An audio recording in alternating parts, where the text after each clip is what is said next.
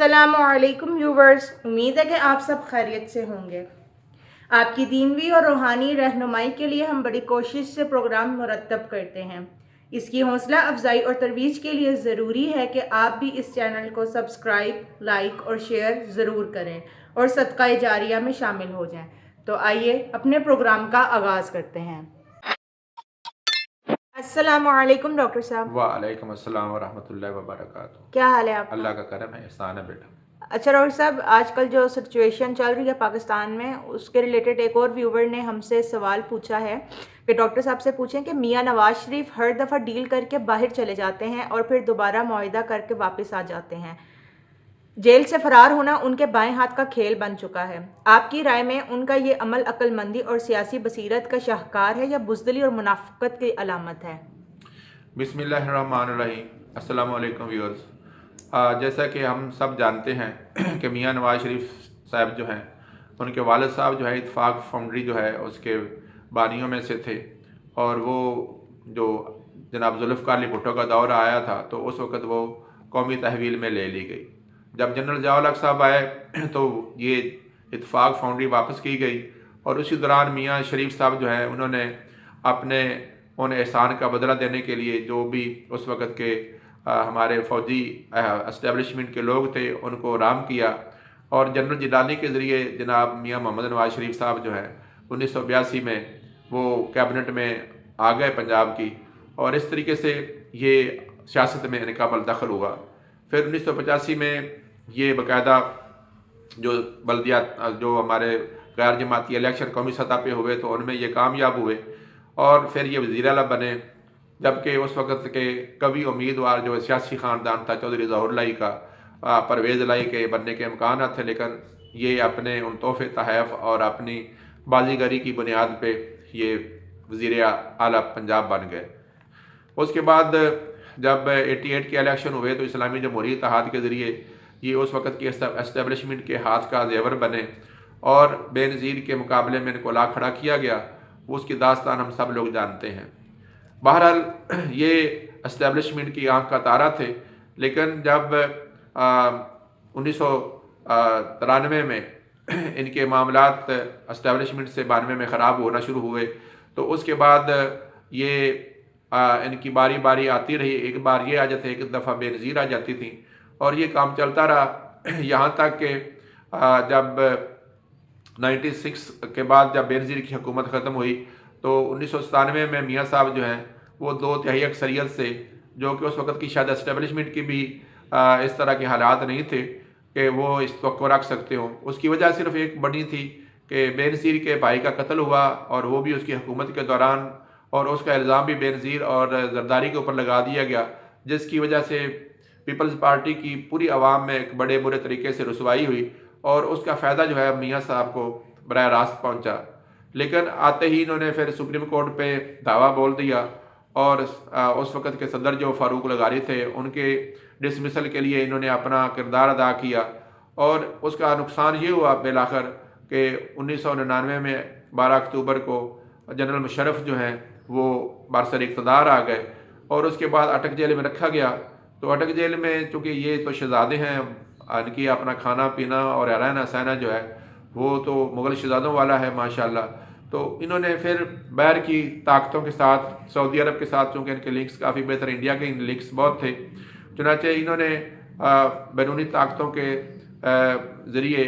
اپنی ایک deal general Musharraf صاحب سے کی کہ 10 سال تک یہ پاکستان کی سیاست میں داخل نہیں ہوں گے۔ چنانچہ یہ ایک معاہدہ کر کے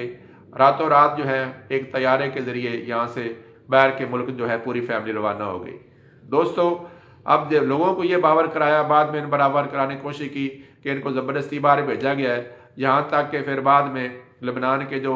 وزیر اعظم تھے انہوں نے اس کا اعادہ کیا کہ یہ تو معاہدہ یہ والا ہے جو انہوں نے ہم سے کر کے گئے تھے پاکستان کی حکومت کے ساتھ اور بیرونی طاقتوں کے ساتھ مل کے۔ تو بہرحال یہ اس وقت ان کی جو پارٹی ہے اس کو نقصان ہوا، بہت بڑے لیڈرز جو تھے ان لوگوں نے بڑی بڑی قربانیاں بھی دی ہیں اس کے حوالے سے، لیکن بہرحال آج ایک موقع پھر جب 2017 میں جب ان کی پھر حکومت ختم ہوئی تو اس کے بعد پھر ان کے اوپر مقدمات بنے۔ بلا شبہ وہ اس وقت کی اسٹیبلشمنٹ کا ان کے خلاف ایک بغض بھی دیکھا جا سکتا ہے، اور جس طریقے سے مقدمے چلائے گئے اور جس طرح اس کے اوپر جلدی کی گئی اور جس طرح سے ان کو سزا دی گئی، اس کے اوپر بہت سی گلیاں اٹھائی جا سکتی ہیں، جیسے کہ آج کل عمران خان صاحب کے ساتھ ہو رہا ہے۔ بالکل یہ ہمارے ہاں بدقسمتی ہے کہ ہمارے سیاستدانوں کو آپ عوام کے ذریعے ہٹائیں، نہ کہ ایسے مقدمے بے سروپا اور بنا کر اور عدالتی قتل کر کے اور عدالتی طور پر غلط فیصلے کر کے ان کو ہٹایا جاتا ہے۔ اور اس سے بڑی بدقسمتی یہ ہے کہ ہر دفعہ ہماری عدالتیں جب سے پاکستان بنا ہے وہ اس کام کے لیے استعمال ہوتی رہی ہیں۔ یہ بات نواز شریف صاحب کو ایک لحاظ سے فائدہ بھی پہنچا ہے، لوگوں کی نظر میں یہ اس وقت ایک ہیرو کے طور پر سامنے آئے، لیکن بعد میں پھر یہ اپنے پلیٹیلیٹس کی بہانہ بنا کے جھوٹی موٹی رپورٹس، غلط رپورٹیں دے کے، اور پھر یہ اسٹیبلشمنٹ کے باجوہ صاحب کے ساتھ انہوں نے اپنا ایک معاہدہ کر کے پاکستان سے یہ باہر چلے گئے، اور پاکستان سے باہر جا کر 4 سال یہ جیل سے فرار ہونا یہ دوسری دفعہ ان کا ہوا ہے۔ تو یہ میں سمجھتا ہوں کہ یہ کوئی سیاسی بصیرت کی بات نہیں ہے۔ جو لیڈر اپنی جگہ پہ اپنے مقاصد پہ، اپنے منشور پہ سٹینڈ دیتے ہیں وہ امر ہو جاتے ہیں۔ میاں صاحب دیکھ لیں کہ ضیاء اللہ کا آج کون نام لیتا ہے، ایوب خان کا کون نام لیتا ہے، یحییٰ خان کی اس وقت کتنی پذیر آئی ہے۔ تو انشاءاللہ یہ دیکھیں گے، تاریخ دیکھے گی کہ میاں نواز شریف صاحب جو ہیں ان کا کوئی نام لینے والا نہیں ہوگا، اس لیے کہ انہوں نے ہر دفعہ اپنی عوام سے غداری کی ہے، عوام سے بے وفائی کی ہے۔ یہ سیاسی بصیرت نہیں ہے۔ یہ بھٹو صاحب جو ہیں وہ گو کہ اس دنیا سے بڑی جلدی چلے گئے، اپنی جوانی میں چلے گئے، لیکن آج بھی ساری دنیا جو ہے ان کی حیثیت کو تسلیم کرتی ہے۔ اور جناب عمران خان اس وقت جو ہے وہ قید بند کی صورتیں برداشت کر رہے ہیں اور پاکستان کو چھوڑا نہیں ہے، تو اس وجہ سے ہی آج اس کی پاکستان میں مقبولیت کی جو ہے وہ میں سمجھتا ہوں کہ اس کے اعلیٰ مقام پہ پہنچے ہوئے ہیں۔ اور یہ دوبارہ پاکستان میں اسٹیبلشمنٹ کے ساتھ معاہدے کر کے واپس بھی آئے ہیں، تو ان کی بیچاروں کی بیچارگی کا یہ حال ہے کہ ہر طرف سے پروٹوکول مل رہا ہے لیکن عوام کا سامنا کرنے کی ان میں ہمت نہیں ہے۔ تو میں سمجھتا ہوں کہ یہ منافقت کی جو سیاست ہے یہ بڑی نقصان دہ ہے۔ پاکستان کے لیے ضروری ہے کہ ہماری تمام سیاسی جماعتیں جو ہیں وہ اب اسٹیبلشمنٹ پہ انحصار کرنے کی بجائے، ان کے ساتھ ڈیل کرنے کی بجائے، اپنے اوپر کیے گئے چاہے جھوٹے مقدمے ہیں، بلا شبہ نواز شریف کے اوپر جو مقدمے بنائے گئے تھے، ذوالفقار علی بھٹو پہ جو مقدمے بنائے گئے تھے، یا اس سے پہلے ایوب خان کے دور میں جو مقدمے بنائے گئے تھے، یہ سارے جھوٹ پہ مبنی تھے اور اسٹیبلشمنٹ ان کو بلیک میل کرنے کے لیے کرتی ہے۔ تو جب تک یہ مقدموں کا سامنا کریں، اے این پی نے اپنے مقدموں کا سامنا کیا تو آج وہ اپنی جگہوں پہ ان کی حیثیت ہے۔ تو اس لیے دوستو یہ کوئی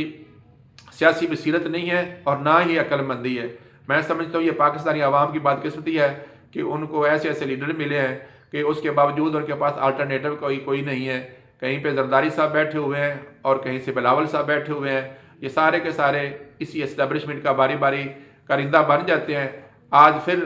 جو ہے نواز شریف صاحب اسٹیبلشمنٹ کا کرندہ بن کے یہ سمجھ رہے ہیں کہ شاید میں کامیاب ہو جاؤں گا، لیکن عمران خان کی جو حکمت عملی ہے مجھے امید ہے انشاءاللہ تعالیٰ کہ اس دفعہ اللہ تعالیٰ پاکستان کی مدد کریں گے اور پاکستان کے جمہور جیتیں گے اور پاکستان کے جمہور کا دوبارہ سے راج قائم ہوگا اور اس منافقت کو لوگ جو ہیں دفن کر دیں گے۔ اور مجھے امید ہے